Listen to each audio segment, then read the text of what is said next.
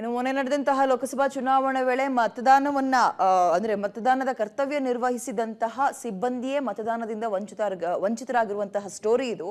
ಮತದಾನವನ್ನ ಮಾಡಿ ಅಂತ ಎಲ್ಲರಿಗೂ ಜಾಗೃತಿ ಮೂಡಿಸ್ತಾ ಇದ್ದವರಿಗೆ ಮತದಾನ ಮಾಡೋಕೆ ಅವಕಾಶ ಸಿಕ್ಕಿಲ್ಲ. ಯಾರವರು ಮತ್ತು ಯಾಕೆ ನೋಡ್ತಾ ಹೋಗೋಣ. ಚುನಾವಣೆ ಕರ್ತವ್ಯ ನಿರ್ವಹಿಸಿದ ಸಿಬ್ಬಂದಿ ಮತದಾನದಿಂದ ವಂಚಿತ. ಕೋಟಿ ಕೋಟಿ ಖರ್ಚು ಮಾಡಿ ಮತದಾನ ಜಾಗೃತಿ.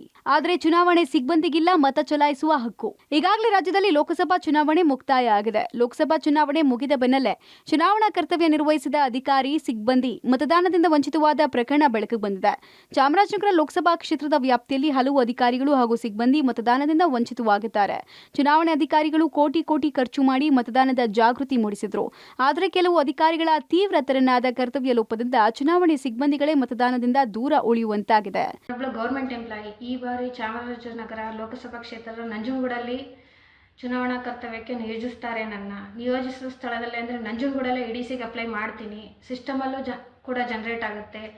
ಆದರೆ ಸಂಬಂಧಪಟ್ಟ ಅಧಿಕಾರಿ ಸಹಿ ಹಾಕದೆ ನನಗೆ ಕೊನೆಯ ದಿನದವರೆಗೂ ಸತಾಯಿಸಿ ಇಡಿಸಿಯನ್ನು ಕೊಡೋದಿಲ್ಲ. ಇಡಿಸಿ ಪಡೆದೇ ನಾನು ನನ್ನ ಹಕ್ಕನ್ನು ಚಲಾಯಿಸೋಕ್ಕಾಗಲ್ಲ. ಈ ಬಾರಿ ನಾನು ನನ್ನ ಮತದಾನದ ಹಕ್ಕನ್ನು ಚಲಾಯಿಸಲಾಗಲಿಲ್ಲ. ಇದೇ ರೀತಿ ಎಷ್ಟೋ ಅಧಿಕಾರಿಗಳಿಗೂ ಆಗಿದೆ. ಸರ್ಕಾರ ಹೇಳುತ್ತೆ ಮತದಾನ ಮಾಡಿ, ತಪ್ಪದೆ ಮತದಾನ ಮಾಡಿ ಅಂತ. ಈ ಥರ ಕರ್ತವ್ಯಕ್ಕೆ ನಿಯೋಜನೆಗೊಂಡ ಅಧಿಕಾರಿಗಳಿಗೆ ಈ ಥರ ಕತೆ ಆದರೆ ಇನ್ನು ಸಾಮಾನ್ಯ ಜನರ ಕತೆ. ಇನ್ನು ಅಗತ್ಯ ದಾಖಲೆಗಳೊಂದಿಗೆ 120 ಫಾರ್ಮ್ನಲ್ಲಿ ಅರ್ಜಿ ಸಲ್ಲಿಸಿದ್ರು. ಎಲೆಕ್ಷನ್ ಡ್ಯೂಟಿ ಸರ್ಟಿಫಿಕೇಟ್ ಇಡಿಸಿ ನೀಡದೆ ವಂಚನೆ ಮಾಡಿದ್ದಾರೆ. ಗಣಕಯಂತ್ರದಲ್ಲಿ ಜನರೇಟ್ ಮಾಡಿದ್ರೂ ಸಹಿ ಹಾಕಿ ಸಂಬಂಧಿಸಿದ ಅಧಿಕಾರಿ ಸಿಬ್ಬಂದಿಗೆ ವಿತರಣೆ ಮಾಡಿಲ್ಲ ಅಂತ ಮತದಾನ ವಂಚಿತರಾದ ಸಿಬ್ಬಂದಿ ಆರೋಪಿಸಿದ್ದಾರೆ. ನಿರ್ದಿಷ್ಟ ವ್ಯಕ್ತಿಗೆ ಅಥವಾ ನಿರ್ದಿಷ್ಟ ಪಕ್ಷಕ್ಕೆ ಮತ ಹಾಕ್ತಾರೆ ಅಂತ ಅಂತವರಿಗೆ ಇಡಿಸಿ ಕೊಡ್ಲಿಲ್ಲ ಅಂತ ಗಂಭೀರ ಆರೋಪ ಕೂಡ ಮಾಡಿದ್ದಾರೆ. ಇಡಿಸಿ ಸಿಗದೆ ಮತದಾನದಿಂದ ವಂಚಿತರಾದವರು ದೂರು ಕೊಟ್ಟರೆ ಸಂಬಂಧಿಸಿದವರ ವಿರುದ್ಧ ಕ್ರಮ ಕೈಗೊಳ್ಳುವುದಾಗಿ ಡಿಸಿ ಶಿಲ್ಪಾ ನಾಗ್ ಹೇಳಿದ್ದಾರೆ. ಕೆಲವು ಕಡೆ ನಮಗೆ ಇಡಿಸಿ ಸಿಕ್ಕಿಲ್ಲ ಅಂತ ಕೆಲವು ಆರೋಪಗಳು ಕೇಳಿ ಬರ್ತಾ ಇರುವಂತದ್ದು, ಅದನ್ನ ವೆರಿಫೈ ಮಾಡಿದ್ದೀವಿ. ಯಾವುದೇ ರೀತಿ ಜನರೇಟ್ ಆಗಿರುವಂತದನ್ನ ಕೊಟ್ಟಿಲ್ಲದೆ ಇರೋದು ಬಾಕಿ ಅಂತೂ ಉಳ್ಕೊಂಡಿಲ್ಲ.